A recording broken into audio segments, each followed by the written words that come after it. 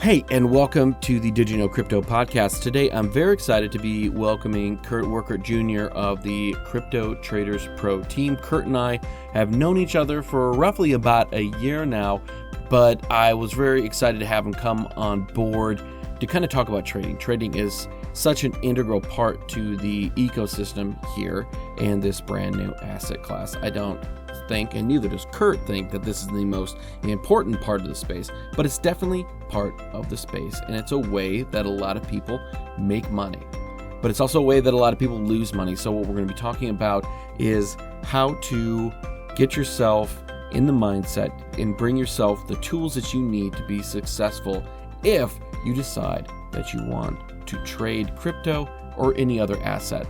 This shouldn't need to be said, but anything that is said in this episode is not financial advice.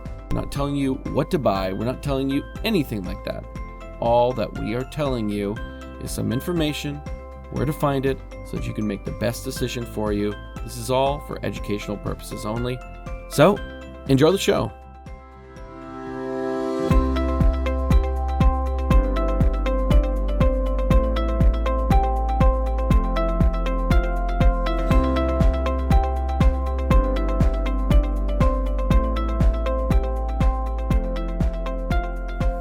I'm extremely pleased to introduce Kurt Wuckert Jr. of Crypto Traders Pro, a crypto savage and Bitcoin evangelist since 2013. Kurt, welcome to the show.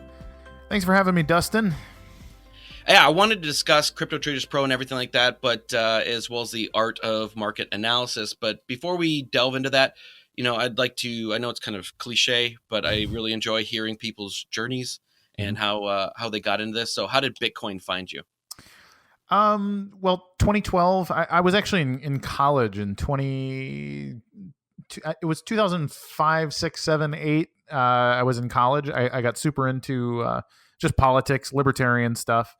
And so I don't remember exactly when, but sometime in 2012, like as I was out of college, I had finally decided that I was definitely a voluntarist, like a non-government type.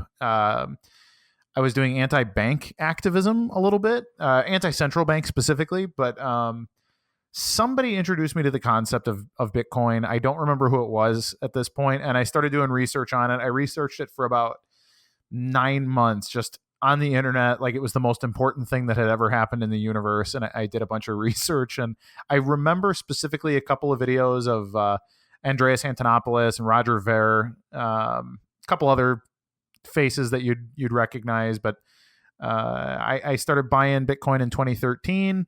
I got the FOMO hype in late 2013 as it started going up aggressively.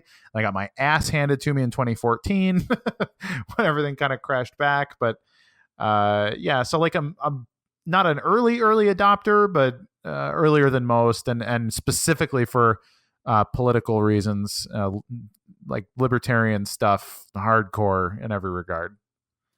Yeah, that was about the same time that I got into it. I was mining Litecoin in 2013, and yeah, I kind of that was my first exposure to the hypes and falls of this market, where you're going, oh wow, it's 1,000. We could go up to, who knows what we could go up to next, and then next thing you know, it's like, oh wow, all this Bitcoin I thought I had, that's now down to like $200. Right. But it seems to be kind of the normal here. So that kind of is a good segue into Crypto Traders Pro, because unlike the hodler mentality, well, I guess trading can go into that as well, but trading is a little bit different than specifically hodler, people who do just dollar cost average buying and just holding. So what is Crypto Traders Pro? How did it come to be what it is today? So for us, what we realized was that coming into this next bull run, 2015, 2016 was about merchant adoption, that kind of stuff. And then we got into this scaling debate, and then there's all kinds of stuff that precipitated 2017 becoming huge. I think really the biggest thing was Ethereum and the ICO. And looking at ICOs, I was instantly like, man, I think those are unregistered securities, and I think they're going to get people in trouble.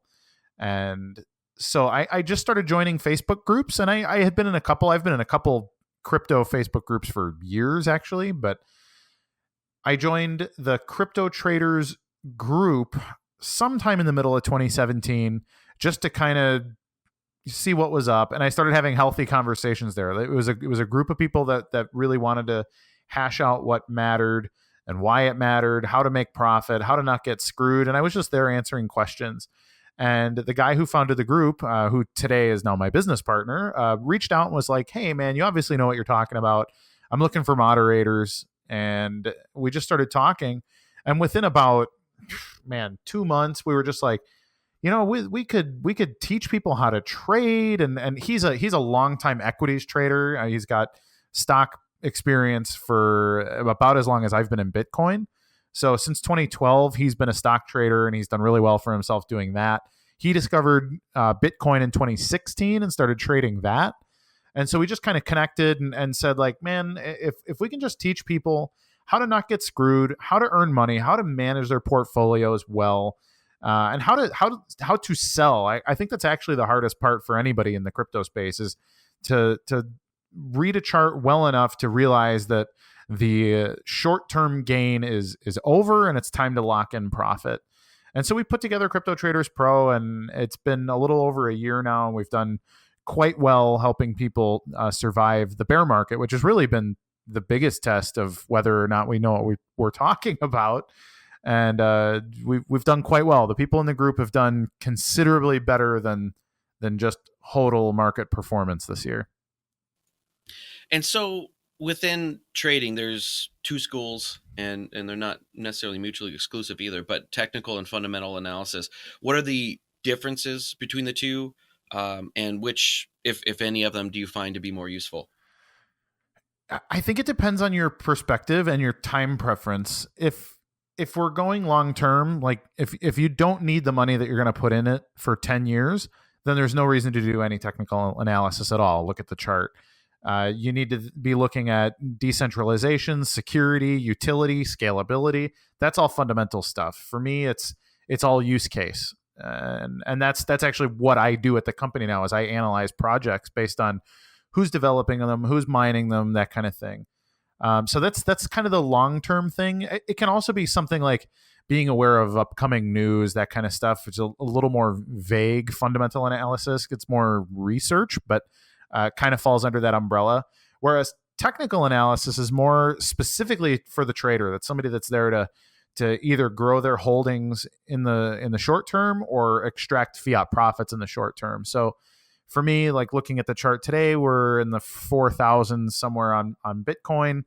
And we need to just look at, like, okay, is it at a support zone or a resistance zone, or is it in no man's land? How do I make a purchase based on the chart? And I'm a decent technical analyst. I know how to trade, but I don't think it's as fun. I like the fundamentals. I like what makes crypto tick. So for me, that's the cool part. That's like being Indiana Jones and getting yourself in all kinds of trouble. But technical analysis definitely matters, especially short term. Especially like if you want to be a career person in crypto, like you need to understand technical analysis, because the volatility will kill you if you're not paying attention to it.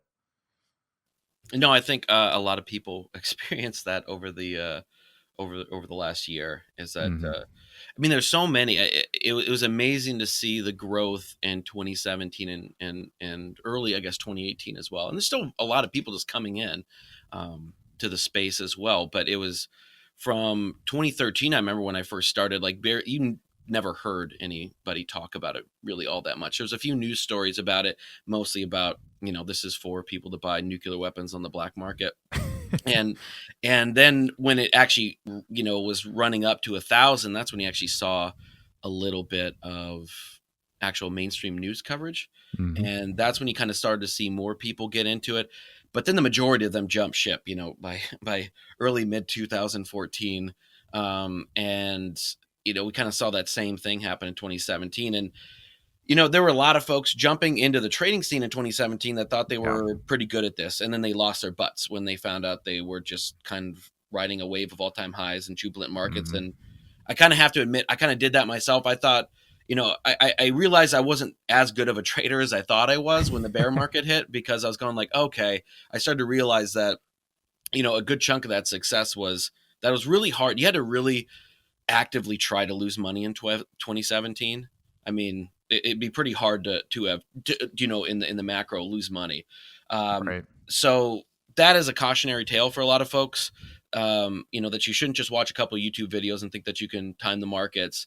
And I know you really don't disagree, but what's your overall take on the 2018 markets? And what should a person who's brand new, let's say they kind of heard about Bitcoin, they heard a bunch of people were making money last year, but now it's gone down, and now they go like, you know what, I kind of want to try this trading out. What should they be doing right now? I mean, trading, if you don't have any experience, I mean, I don't want to turn this into a commercial, but we specifically have packages that are, you can watch our 20-hour video training course, and it explains how to basically just do basic portfolio management, how to buy low and sell high, which I know sounds very simple until you actually look at the chart, and then you have no idea if we're low or high currently. And really, like, there's not any amount of research that is too much research, because we're still so early that spending 3 months just doing research and learning how to handle your portfolio like a professional is so crucial, because that 3 month zone of becoming dangerously intelligent and knowledgeable pales in comparison to how much upside there is actually in crypto. And we're talking about an asset that can make everything in the financial universe more simple, more decentralized, more secure, easier to use, and essentially nobody's using it yet. I like, statistically, it doesn't exist. I mean, people know what Bitcoin is, or maybe they know what Ripple is, or something like that, but the usage is almost zero. So I know everybody feels like they're going to miss the boat, but buying with the view of 10 years down the road is so much.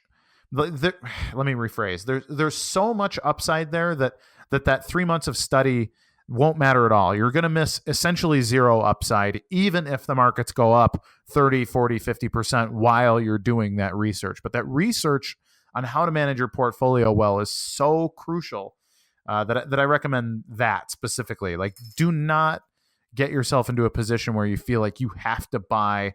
And if you have that itchy buy finger on your Coinbase account, then please dollar cost average. If you want to spend $1,000 a month on crypto, break it at least into four and make it every Friday and spend $250 a week. And most importantly, spend your beer money, but don't spend your rent money. No, I couldn't agree more. Is that it's so important to learn, no matter what space you're going into, that Mm-hmm. and especially trading, that 3 months you're going to spend thinking that you're going to miss the boat.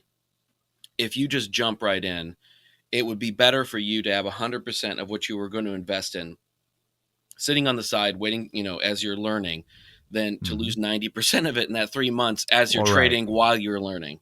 Yeah. Well, and this year's been a perfect example. I'm the absolute best thing you could have done in 2018 is not invest. So if you're not going to actively trade, the best place to be is fiat currency, unfortunately. And that's even across all the traditional markets as well. The Dow Jones has wiped out a year's worth of profits now. Tech stocks are the worst part of the mainstream stock economy as well. So understanding that, like, that the best thing that you could do is put 10 grand into Bitcoin and send it to Bitfinex and short Bitcoin all year. Like, that is not the kind of thing that is obvious to a new person, but it was the right thing to have done in 2018. And people need to understand why, and then they need to understand how they can look at that information retroactively and then apply it proactively in the future. Because I mean, we may not be at the end of this bloodbath either. So giving anybody the advice like, just start buying now, like, long term, yes, that's probably good advice. But in the short term, it's good to use the tools that are available to accumulate more crypto, especially if you believe in it long term. Yeah, it always does kind of feel like a cop out when people ask and go like, well, if you're going to buy, then don't even look at it for 10 years. Because in that, when I do tell people that, especially if you go like, are you going to learn how to trade? And they go like, no. And it's like, well, then don't download Blockfolio. Don't Right. download, don't look at the charts then, if that's something that you really want to do. But yeah, beer money is probably the best thing unless you're going to Mm-hmm. make this. So with this space, and I think it's gotten a little bit better, because with a bear market and downturns, these are, and a lot of people just leaving, or I should say there's not an influx, so the incentive isn't there as much. But we saw a lot of pump and dump groups, scams, those types of things. Mm-hmm. Go on my Telegram channel. We'll give you the best things. So how do you tell what's a quality? Where should obviously you guys are gonna, Crypto Traders Pro is a great resource for that. But as far as if people want to go, well, I'd like to join this group or that group, what should they be looking in other groups, as far as for what's a quality group versus what's not going to be that great of a group? I think look for a group that's led, at least in part, by somebody who comes across as a black cloud. And I get criticized quite a bit for being a shill or a fudder or whatever for criticizing Bitcoin or criticizing Ethereum. And I'm bearish on a lot of projects that people love, and people think it's because I'm bought off by some competitor or something, but it's just the product of good fundamental analysis. I believe in cryptocurrency. I believe that a distributed consensus mechanism, the blockchain and hash power, proof of work, all of that stuff is the most important invention of probably the last 25 years. But it doesn't mean that the projects that people think are great are going to do anything. And understanding what's great versus what's total garbage requires a ridiculous amount of research. And that's the kind of thing that I do. And it turns me into someone who's negative when I see how poorly implemented so many of these projects are. So if somebody shows up in a group, let's say you join a Telegram group or you're in somebody's Discord group, and all of the moderators or all of the admin types are they're all super excited about some project you've never heard of. Well, if it's some project that's out of the top 50 and they're super excited and they're telling everybody to buy, or not even necessarily telling everyone to buy, but if they're too excited, and if they're talking about how this coin's going to change the world, I think the most dangerous phrase is the next Bitcoin. So for me, anybody that says the next Bitcoin should probably be just eliminated from your friendship circle The Ethereum immediately. killer? Or Ethereum killer. That's another one. It's another one of those buzzwords. It's like, man, I am being sold a like $3,000 vacuum cleaner right now. and I think that's what really makes that's what stands out in every other. And I'm actually, I lurk in a lot of these groups, and that's everybody's MO is like, hey man, this, I know it's not even in the top 500 yet, but it's coming. It's the next whatever. And and you get brand new people who are like, oh man, this is going to happen. They start buying it, and they get stuck holding the bags of some guy who convinced 1,000 people to pump a coin that has no liquidity, and he just put a couple extra Bitcoin in his bag. And that's what they do. And they seem like they're your friend, and they seem like they care, and they're super passionate. And so my advice is definitely look for somebody who is in an admin role, who is telling you to not buy something or anything. Like, look for that black cloud, because that's reality. Not every project is good. And in fact, most projects are not good at this point in the game. So moving into a different topic, was I know that you're a big fan of Bitcoin Cash specifically, and now that's actually kind of an ethereal on which one we're talking about as well. Yeah. So before we get into that portion of it, what is your philosophy behind this opinion? Like, why Bitcoin Cash versus Bitcoin BTC, and why do you think that bigger blocks are a better way to scale Bitcoin? So I got into Bitcoin in 2012. I was a fan for close to a year before I ever bought any Bitcoin. And the reason that I decided to buy is because I read the damn white paper probably 100 times. And I looked it up. I searched out Bitcoin Talk and the old forums and the old emails and like, all right, who is this damn Satoshi guy? Like, what is he talking about? Because I'm a gold bug. I was a Hayek, Mises, Rothbard guy, sound money, gold, monetary sovereignty, all of that kind of stuff. Very dangerous. Extremely. And this Satoshi guy is some anonymous pseudonym preaching the same kind of stuff, but talking about this digital asset. And at first I was like all out, like, no way. Like it's digital fiat, maybe even like Mark of the Beast kind of stuff, like, the end of times.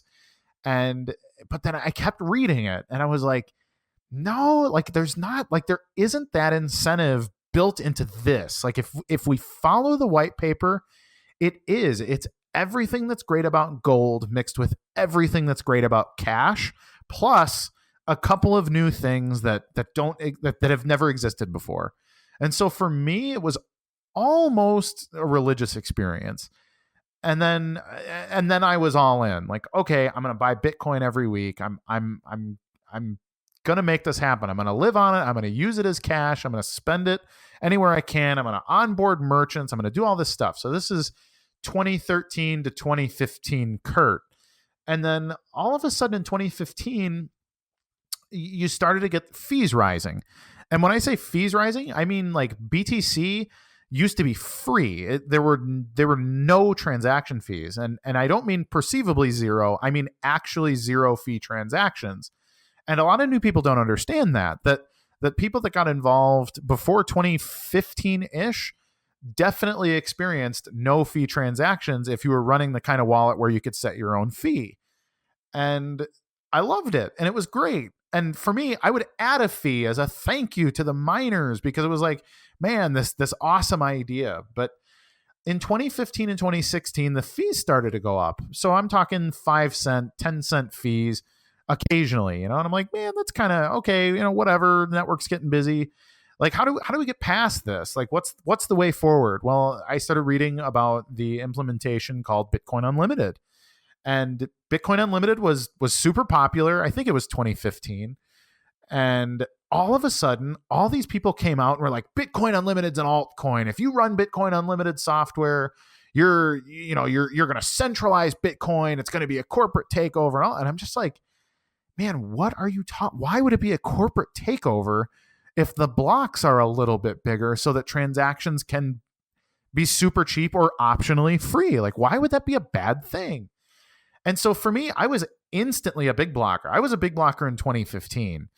And it kept getting more and more political to the point where like guys like Brian Armstrong, the CEO from Coinbase, was getting like kicked out of the Reddit Bitcoin community. And like Vitalik was talking about like, hey guys, like, why are you turning off opcodes? Because I'd like to, do smart contract stuff. This was back when Vitalik was a Bitcoin programmer and he had like the biggest Python library for any Bitcoin repo.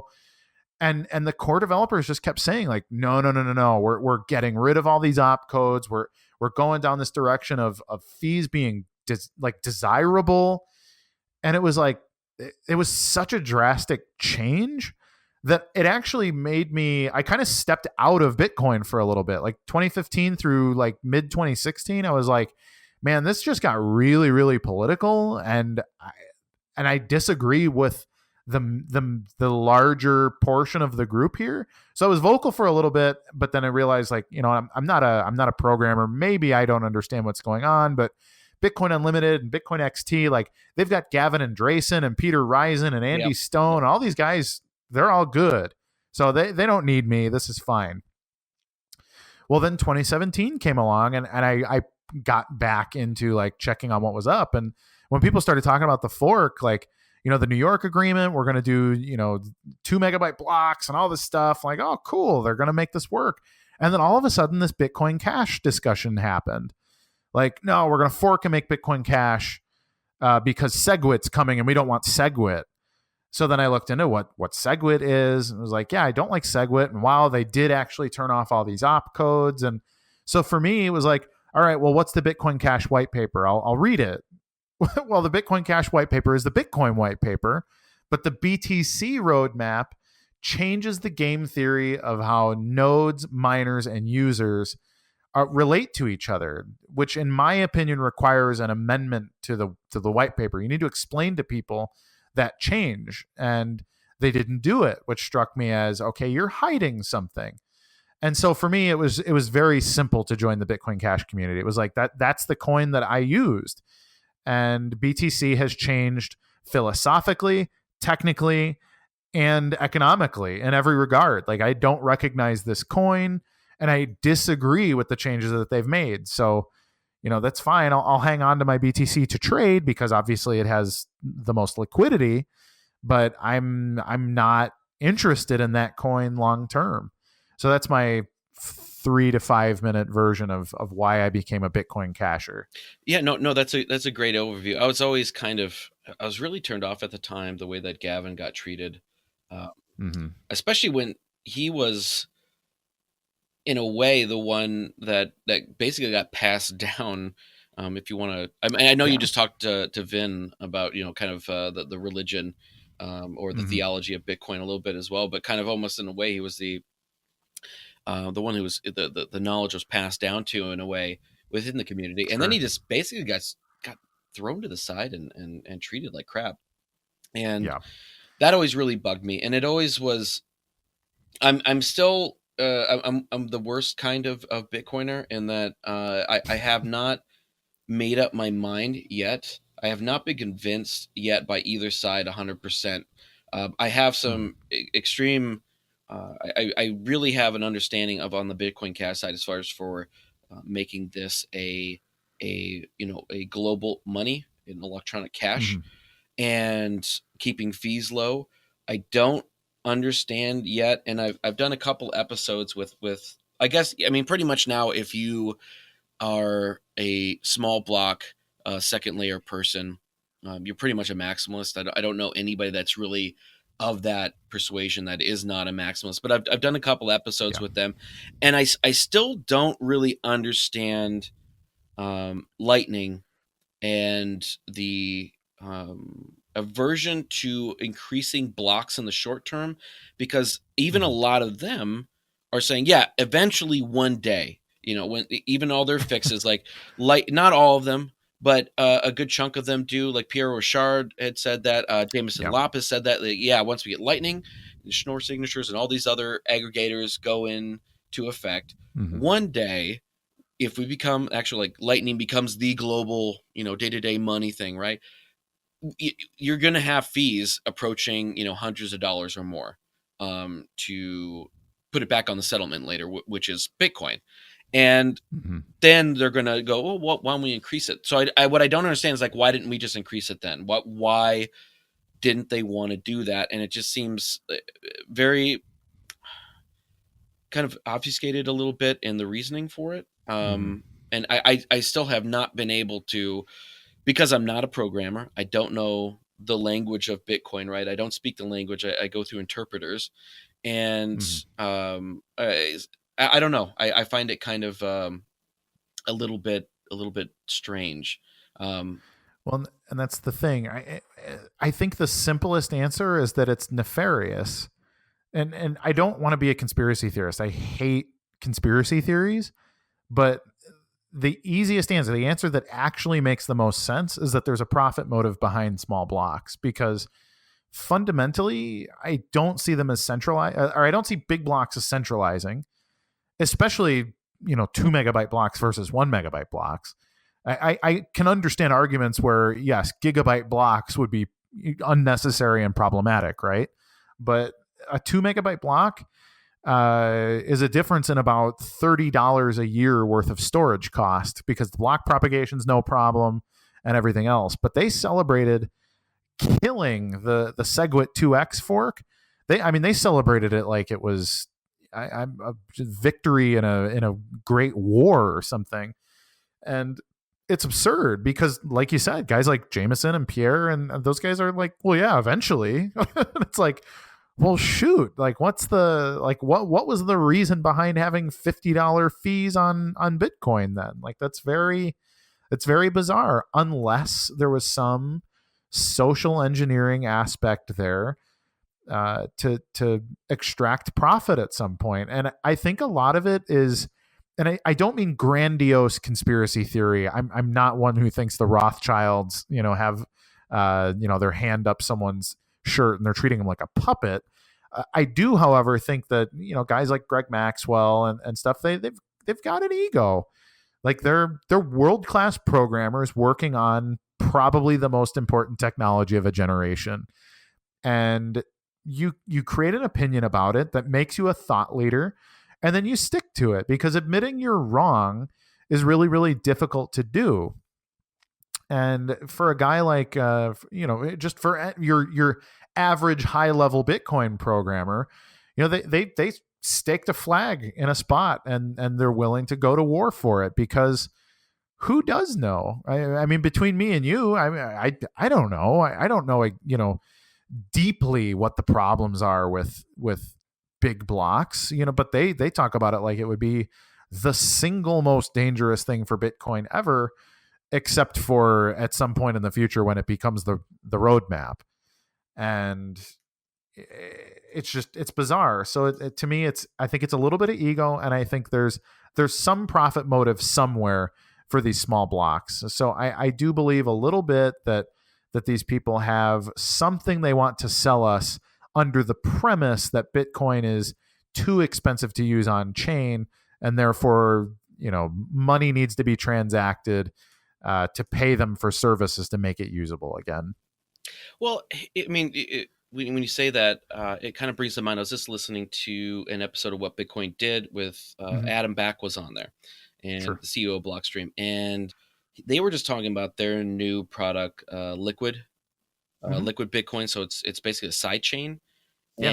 and I'm not 100% familiar with it, so I can't speak on it.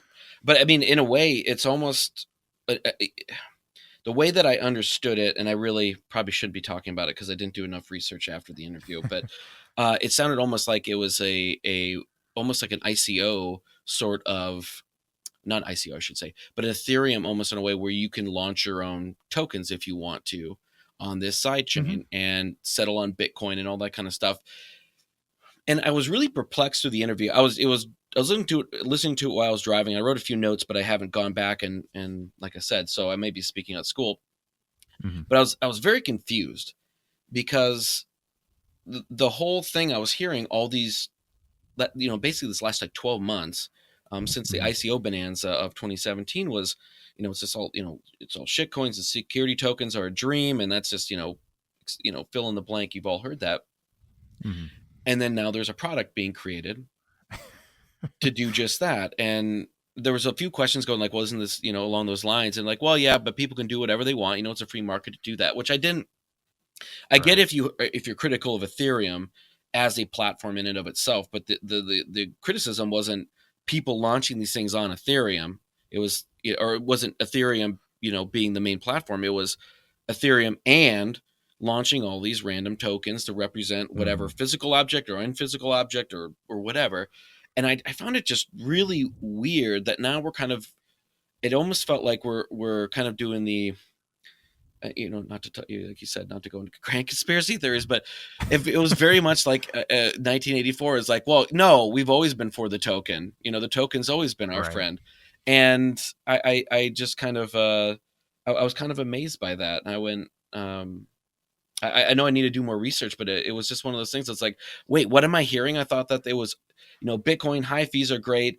And once we get Lightning Network, and it's basically those two things, and then that's it. And then now it's like, well, no, we got a token platform. Hey, I hope that you are enjoying listening to this episode as much as we did recording it. I don't have any sponsorships, so I'd really appreciate it if you go over to iTunes, rate and review it 5 stars if you think I'm worthy of it, or wherever you're listening to the podcast right now.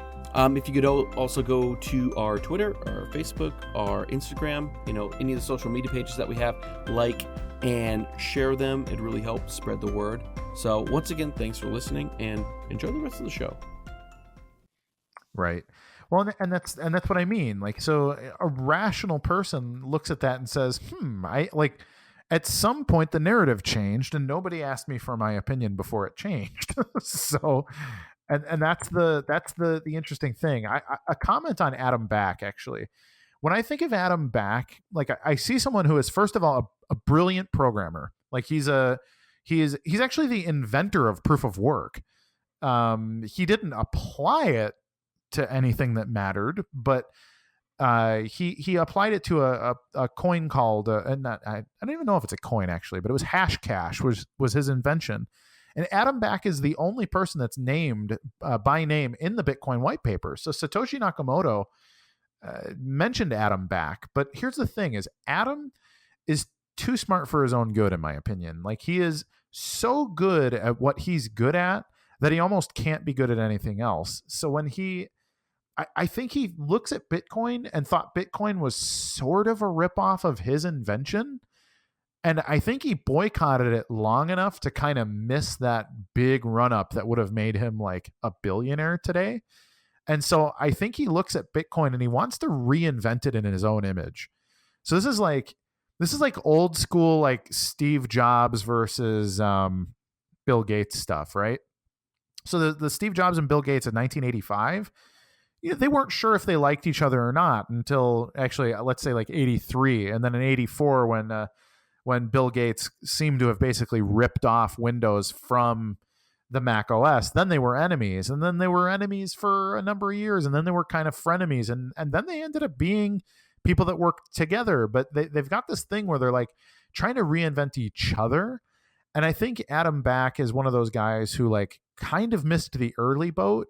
And now he's trying to reinvent things, or he's trying to take that technology and kind of reclaim his foundership of it. And so like he comes up with these ideas. I believe he's the CEO of Blockstream, actually. But Yes, I believe so. and he comes up with something like Liquid, which really is just that. It's just a multi-sig wallet. Like, it's a complicated multi-sig wallet that launches tokens, and a bunch of quote unquote trusted parties have the keys. And it's like, well, how is that better than proof of work? Like, we're going back to a trusted system there. We're trusting the people that have the keys, and we're getting away from blockchain. Like, we're starting with the premise that blockchains don't work. And it's like, man, that is not what I got involved for. Like, I got involved because the blockchain and proof of work, which Adam Back literally invented, are the most important thing here. And now he's telling us, well, but no, let's reintroduce trust of a trusted federation of parties, and then we'll have tokenization, which in my opinion are all illegal securities. And and let's get away from Bitcoin because Bitcoin's broken. And so all of that strikes me as like, man, Adam and his friends want to sell me something that makes him maybe not just wealthy, but also famous. Like, I think he wants to be famous for something great because he's been involved, but not enough to actually be, the kind of famous that he wants to be. Like, people know the name Satoshi Nakamoto, but only crypto nerds know who Adam Back is. And I think that bugs him a little bit. No, I could definitely see that. I mean, ego is a major driving factor, and you see that in any space. But it's very prevalent here, and it's always so disconcerting too, because I see people that I respect that have kind of the same libertarian ethos, but they're on totally different sides, Yep. and have, I mean, not even really different sides. It's not like very stark sides of a political or ideological debate, but Yeah. but this very specific argument, man, it can really bring out some anger. And I mean, luckily we're just kind of a bunch of Twitter nerds, and so we just like mute or block each other. Yeah. So it's a lot less vitriolic than it would be in real life. But it's Sure. uh, to go back into kind of Bitcoin Cash, as well as that, as far as for, it's the largest market cap, by market cap project that's kind of seeking to be the, I guess, the microtransaction daily use type of Yeah. coin. But there's also other competitors in the space, Dash, Litecoin to an extent. Hmm. Do you think that there's room in the macro, in the market, for more than one money, or is kind of money a winner take all sort of race? I think we kind of don't know. If you look at the long term, and I'm talking like generational, like we don't actually have a lot of experience with money, and we've only really had money the way that we understand it. Well, actually, we've only had fiat money the way we understand it for maybe 200 or 300 years now, since like the 1700s. But prior to that, we were used, a commodity IOU system, gold, for example, or IOUs against gold. And there's only so much philosophy, or there's only so much like actual intrinsic data about money that we can use and say that this is definitively how money works, because we've only really tested like two or three major concepts, and cryptocurrency is so utterly different that I think it's really irresponsible to say that there absolutely will or absolutely will not be a certain thing. So that being said, I think long term, for the security of the network, it actually makes the most sense to have a single currency, because there has to be incentive to mine, and it has to be mined in such a degree where its value merits it being secure, so that some nefarious party can't just double spend it or reorg it to death or whatever. But that could be generational too, which means in the short term, we can have a coin like Dash be side by side with a coin like Litecoin for who knows, 100 years, 200 years before one actually legitimately completely dies. And that's, it's a weird concept. And of course, it's also possible that they get destroyed in the next 3 months if some hashing algorithm comes out that just wrecks them, or if quantum computing destroys everything. Or shoot, we've got Shark Pool now is advertising they're just going to start mining empty blocks and Yeah, that's very interesting. selling coins to death, just kill their liquidity and everything else. And that's, it's interesting. I mean, frankly, they consent to it, right? Like Litecoin's white paper is crystal clear. Like, we consent to the consensus of hash power. And so if somebody decides with hash power to just kill Litecoin, like that's the governance model y'all basically shook hands over, because Yep. a white paper is a contract, in my opinion. So, I don't know. I like a lot of projects. I like what a lot of projects do. I am a fan of Dash, because, not even, quality aside, and I know there are people that'll say Dash is the best developed project in crypto, and other people will say it's the biggest scam in the entire space. And reality is that, what, there's a lot of really good ideas in that camp, and there's people that are Yep. really committed to developing them. And that's good, because whether Dash becomes the number one market cap coin or becomes peer-to-peer cash for the world is irrelevant, because they're teaching us what a governance model could look like. And if it's successful, good, it can be replicated in real life and do other things. And if it fails, well, then it was only Dash. Like, Dash failed, and that's okay. And there's that situation with a lot of coins that, I really like Zcoin, and I like Digibyte, and there's really cool development going on there. And so, this kind of this idea of quote unquote winning, meaning, replacing Bitcoin or replacing fiat, that remains to be seen. I don't know that we'll actually get all the way there in our lifetime. Like, my grandma still writes checks at the grocery store. So Yeah. to her, I mean, she doesn't even know what a debit card is. So that revolution hasn't made it to her yet. And that's okay. Yeah, that's funny. You were you were just mentioning Litecoin, Mhm. and I, I I'll always have a soft spot for it, because that was the first coin. Because right when that was like right when ASICs were starting to really kind of Sure. take over Bitcoin. So Litecoin, and when I first came in, it was it's the silver to Bitcoin's gold. And Hmm. so I put together, two 6 GPU units, and I spent like 2 months not running them because I couldn't figure out how to do it, because I had no idea what I was doing.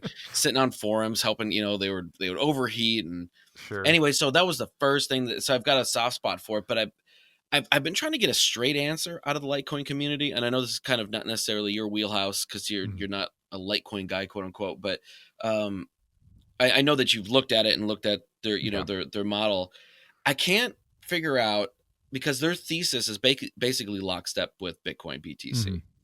Everything that Bitcoin and the core team implements, it seems that Litecoin kind of adopts it as well. The Lightning Network, Right. all that kind of stuff. And now, for argument's sake, let's just say that their thesis is correct. We live in a world where store of value and Lightning Network will work and become popular Hmm. because that's where they're putting their money on. They're saying yes, this thesis is correct. So if their thesis actually plays out, where does that leave Litecoin? Because Bitcoin's going to be a better store of value. It's going to have a larger network effect. It's going to be Hmm. more secure than Litecoin in every metric as a settlement layer. And then the Lightning Network on Litecoin and the Lightning Network on Bitcoin are basically going to be the same amount that you're going to pay in fees. So why Right. would you not settle in the more valuable Bitcoin versus on Litecoin? I haven't been able to figure it out other than like, oh, whenever I go to settle it, it's going to take a quarter of the time, which doesn't seem to me to be a good selling point for it. Right. And that's why I became bearish on Litecoin. I was an old Litecoiner too. Um, for exactly that reason. Like 2013, it was like, Bitcoin's $300, but Litecoin's $1. So that was like, well, cool, and that silver to gold, whatever. I bought some Litecoin. I did pretty well on Litecoin as a trade, a long term trade. But the interesting thing to me is that you're exactly right. If you marry yourself to somebody else's roadmap and you're the weaker version of it, I don't see how that works out for you at all. It's literally like being a toady to some dictator or something. It's like, man, like, I mean, imagine being like the guy that was like Joseph Stalin's number two. It's like, well, man, if this ever comes crashing down, like, he is definitely going to put a bullet in my head before it goes into his, right? And I think you're exactly right that if Bitcoin is successful, if it is ultimately store of value and Lightning Network and all of that all works out, there's no reason for Litecoin. And at the same time, if Bitcoin utterly fails, like Lightning Network doesn't work and it just never can quite scale, and the blocks are just screwed, and they've made it that they can't hard fork, it's just too complicated. Well, then Litecoin is screwed too, because it's just slightly better than Bitcoin. And then whoever was doing other work, doing other things, being more creative, that kind of thing, end up taking the mantle. So I don't see how Litecoin uh, could even plausibly be a long-term good investment. And again, I liked Litecoin. Litecoin was the cool other coin 6 or 7 years ago, and now it's just kind of like, okay, well, you decided to just be the toady to the big one, and that's just, I don't know. It's very uninteresting. I think it's bad economics. I think it's bad planning. Yeah, it seems like the only thing that keeps it as being unique is just, I guess, the community, because there's quite a few Litecoin fanatics out there, There are. but that's then that just becomes more of a like a Disney dollar sort of novelty project Yeah. than actual global money. I think it's, and I don't want to spend this whole interview calling out people who are more famous and more popular than me, but Okay. but but I think a big part of it is Charlie. Like, Charlie is very, very smart. He's a good marketer. He's good at social media. He's good at steering opinion. And quite frankly, Litecoin was a coin that had almost no transactions on the network until it ended up being a Coinbase coin. And it became a Coinbase coin while Charlie worked there. So presumably there was some handshake that happened somewhere that said, hey, pick my low cap coin to be on Coinbase. And then all of a sudden it blasted from, I think, gosh, a couple of bucks up to maybe $30. And then people were like, oh, wow, Litecoin. And then the only real utility that it had was that when Bitcoin's blocks were full, people were using Litecoin to send between exchanges because it was just that much cheaper than Bitcoin to use. So I think that kind of, I think Litecoin's meteoric rise really had a lot to do with just like, man, this Charlie guy knows what he's talking about, and I'm going to follow him. And then I think it's a really bad sign that Charlie sold the top and has presumably, stepped away from being in that zone. To me, it's like watching Elon Musk sell all of his Tesla stock or something like that. It's like, ooh, like why did his confidence disappear? Regardless of where it was at.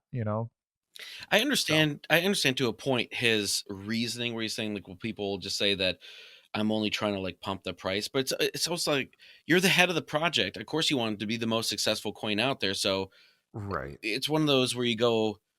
I don't necessarily want to ascribe malice to it because I don't think he's necessarily a malicious person either. But Mm, um, it's that's a common thing any head of any project hears on Twitter on a daily basis of, yeah. you're just shilling your own coin and you're just, I mean, it's, I mean, he was nowhere near like what Tron is, other Right. than, I think Light Pay was probably the closest thing to that. That just kind of blew up. But, Yeah. uh, I don't know. It really kind of bothered me. On one hand, I was like, well, if you're going to sell the top, but also to have no, like, to sell the stock of your own company and then say, well, I Hmm. have its best interest at heart. If you have no financial interest in it, then Right. it's really kind of concerning, especially for an investor.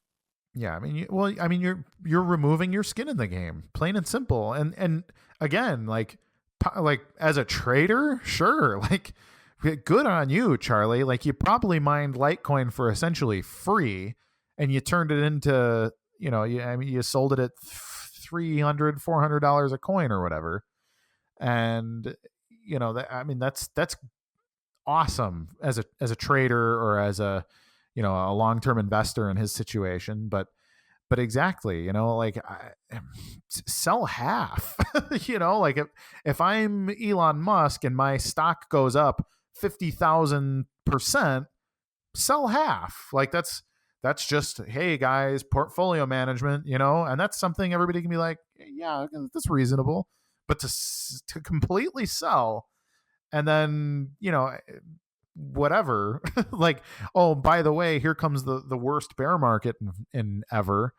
It leaves a bad taste in everybody's mouth, and people tell me I'm too hard on him for that, but I just think from a PR standpoint, that's just all bad karma, frankly. That, and he, like you said, he is a very good marketer. He's not like, Vitalik, I think is very intelligent, but I don't Mm. think he's what you would call someone who has a lot of emotional intelligence. As far as No. for like, marketing and understanding what, the average person is looking for and kind of wanting to see in a project, right? So I think that his genius, his intelligence is heavily on one side versus the other. But I think that Mm. Charlie, he definitely understands marketing, and how he could not understand how the optics on that would play out is I don't really, it makes it harder for me to buy the reasoning. Yeah. No, I agree 100%. And I don't know if you wanted to get into a little bit of the recent Bitcoin ABC SV Sure. debate, and where I'd be you, happy to. yeah, just where do you fall on that? I mean, I know, but I mean, as far as for people listening, Yeah. where do you fall on that? So it's hard because I'm split between my what's the right way to put it, sort of my political stance on it versus my moral stance on it. And to me, like I said earlier in the interview, like I have read the white paper more than any rational person should have. And it wasn't because I wanted to be better than anybody or whatever. Like I thought it was amazing. I read it like literature. I read it the same way that I would read a fantastic piece of fiction, except it was real and it was something that somebody created and put into motion. And for me, like that's what made me a Bitcoin casher. And quite frankly, it's what put me in the SV camp. So I am unequivocally an SV supporter from a technical roadmap standpoint. And I think the problem with saying that is then people assume I'm, pro Craig, or that N-Chain has paid me under the table or something. But I find Craig Wright, for anybody not knowing, has claimed to be Satoshi Nakamoto and a whole bunch of other stuff. But Craig he's brilliant, but he's also really problematic from a marketing standpoint as well. Unless you're into like super brain crazy guerrilla marketing, like maybe he's just there to make everybody upset, and that's some long game marketing thing. 4D chess. Yes, 3D chess. And the thing is I want to remove Craig the person from the equation, because I don't think that matters. It does in some regards, but it doesn't matter when it comes to the implementation. The implementation of Bitcoin SV is just, it's Bitcoin. And to me, that's the only thing that matters about it. And I believe that, well, first of all, we've never actually let Bitcoin out to fly. Like we've never just said, you know what, maybe it was designed right and we should let it be what it is and scale it up the way that it should be scaled up in regards to the white paper. Like, make space for more transactions, add hashing power, and let it rock and roll. And I can't believe that more people are not interested in just saying like, yeah, let's see how well that works. Because maybe it doesn't work. Just like, maybe Dash's governance model doesn't work, but they're trying it. And we've never tried Bitcoin as peer-to-peer cash for the whole world. And so SV is doing that. And ABC, I respect the people there. I really like a lot of the people in that camp.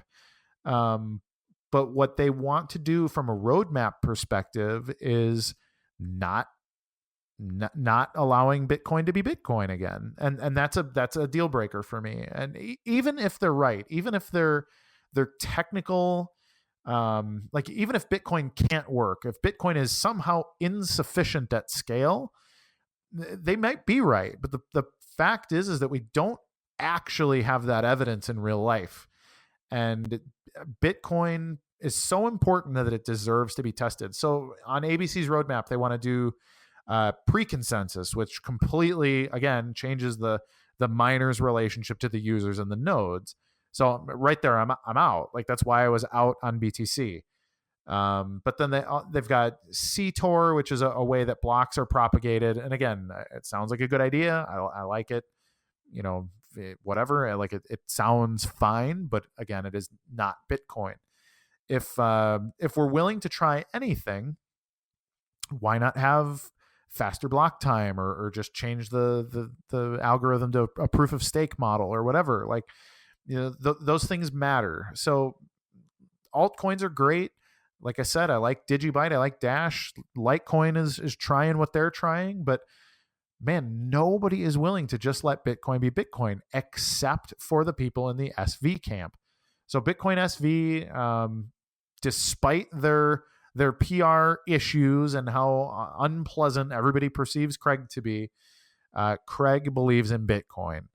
And I want to see Bitcoin tried at scale the way Satoshi Nakamoto said that it should work, which is 10-minute block times and SHA-256, and every transaction is hashed and put in a block, the difficulty adjustment and everything else the way it is. Like, let it be.